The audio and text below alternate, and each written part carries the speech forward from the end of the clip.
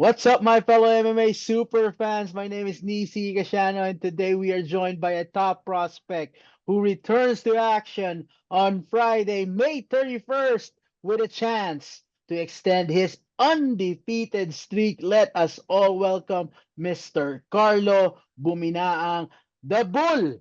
It's always a pleasure to have you on the program. Yes, kuya. Salamat din at sa pag-invite.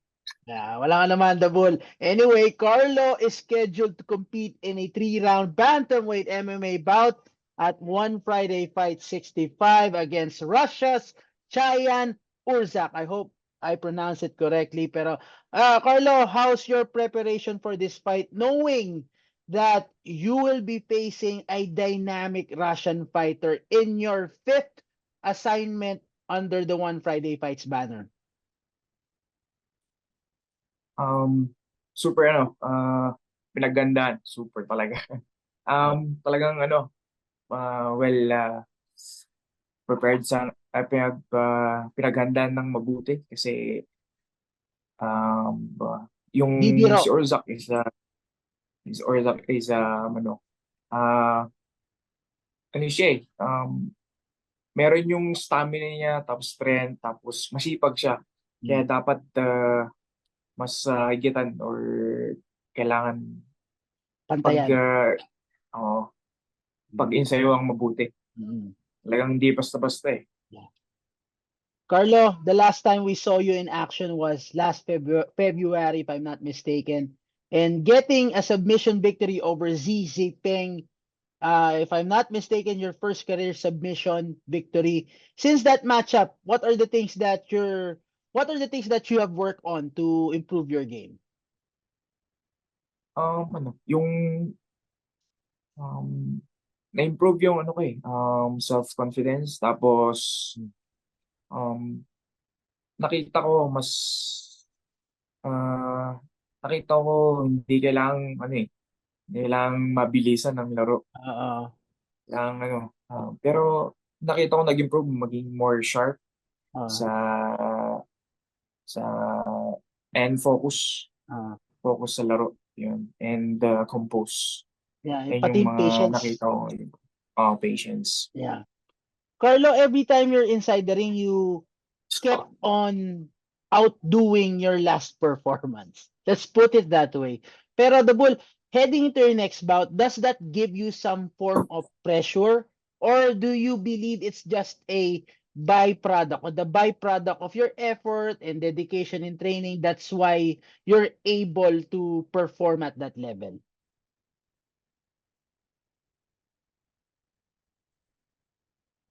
Yes, kuya. Kasi uh, ito,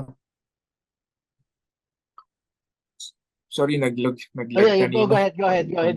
Oh, go ahead. Ah. Ito po yung pinaka-difficult part kay Carlo Oo, Buminaang. Carlo Buminaang is an outstanding fighter, pero ang interviews, yan po ang nagpapakaba kay Carlo Buminaang. Kaya ako po ay doing my best to make Carlo Buminaang more comfortable pag lagi ko siya. You're saying, Carlo. ayun. Oo, yes, kuya, tama po kayo. Kailangan kasi, sa akin naman kasi, every fight, hindi basta-basta. Mm. Kaya kailangan pag, uh, pagigihan ng training. Mm. At yun, kailangan improve yung may improve at Mm. so that I can perform well sa mga laro. Ikaw ba every fight naglalagay? Since, di ba, sabi ko nga kanina, you keep on outdoing your last performance eh. Every fight ba naglalagay ka na ng goal? Parang kunyari, okay, kung ito natapos ko to or kailangan may ma-achieve ako in this fight, kailangan mahigitan ko ba? Naglalagay ka na ba ng standard sa'yo? Kasi tulad yan na sinabi ko off the air, before we went, before natin record tong interviews na to, talagang hindi ka na tumitigil eh. Nasanay ka na eh, Mm. nasabi mo nga doon. Pero naglalagay ka na ba ng goal every fight? Oo, yeah. Sa akin naman, depende sa kalaro ko. Mm. And of course, ang goal ko, kailangan work to finish. Mm. Yun.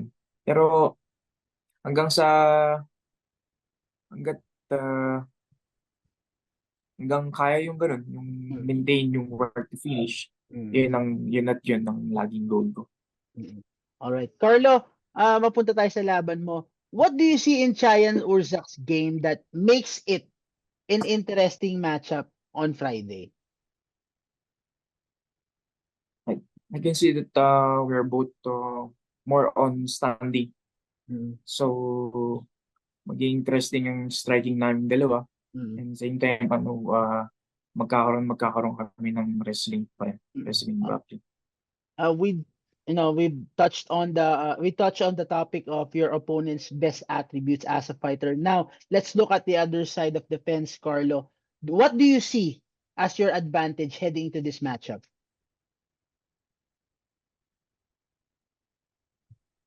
May, as you said in your kuya, sa na sa headline mo yung heavy Yeah. hand, heavy puncher, yun Uh, yeah. yung maging advantage natin. Uh, And tingin ko sa wrestling grappling. okay.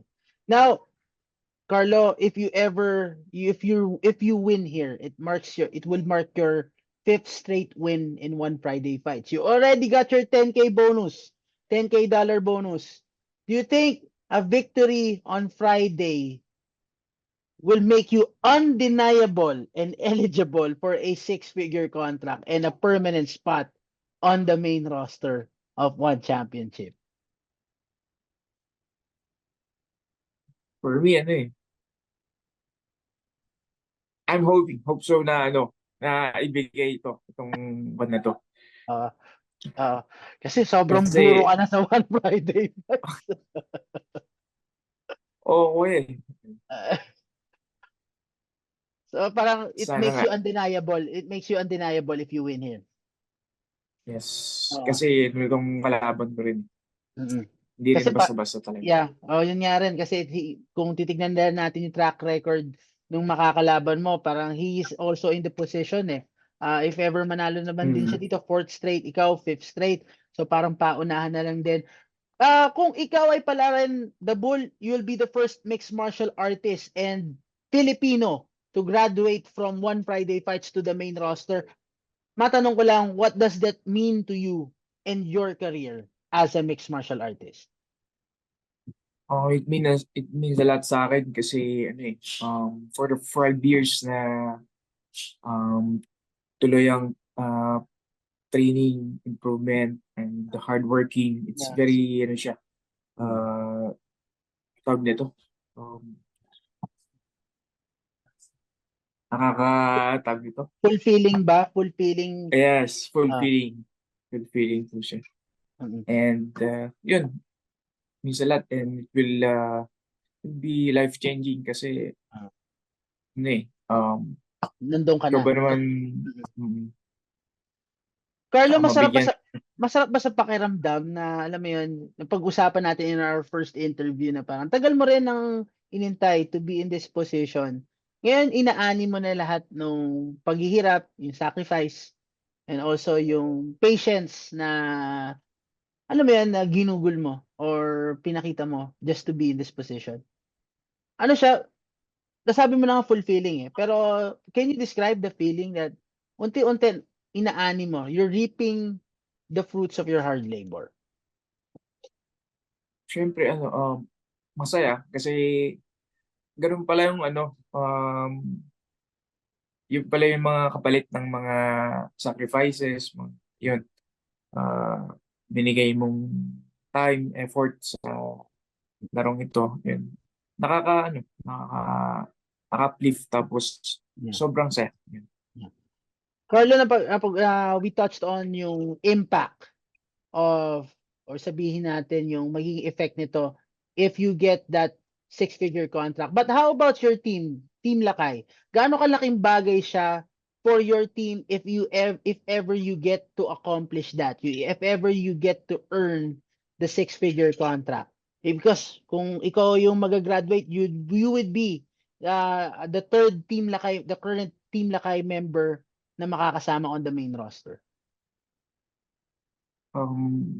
Tingin ko magiging, I will make them proud yun, yung team magiging proud and yan, magiging yan, masaya rin kasi Ah, siyempre ah, for the first time magkakaroon if ever na mapanalo at makuha ko yung contract, ah, six-figure contract. yeah. Going back to your fight against Chayan Urzak, how do you see this matchup play out on Friday? It will be interesting kasi ibibigay niya rin yung best niya Ah, dito. Same ako rin. mm, And it will become very explosive match ito. Kasi I know we will try each other to knock out. yeah. Ah. Yeah. Speaking of yeah, speaking of explosive, prediction mo. Prediction ko, try to finish him in standing. Yeah. Baka may sampay ka na naman ha. Carlo, Try bago tayo natin. Carlo, bago kami magpaalam sa'yo, baka may nais kang pasalamatan. Ayun, salamat po sa lahat ng mga sumusubaybay sa sa sa Zoom. Yeah. Yeah. Salamat po sa lahat ng mga sumusubaybay sa amin and to all na susuporta. Papasalamat po kami and ayun, tuloy-tuloy lang po. Talaga, tuwang-tuwa ako pag nakakausap ko si Carlo Buminaang. Pero it's a different thing pag nakikita niya po siya inside the ring. And Carlo, we wish you nothing but the best. Thank you, kuya. That's it for all of us here on the MMA Superfan. Don't forget to like, share, and subscribe. And also hit the notification bell to stay up to date with all the latest content from the MMA Superfan. Again, I'm Nisi Ikashano with the Bull. Well, baka future member of the main roster of One Championship, Carlo Buminaang. Till next time.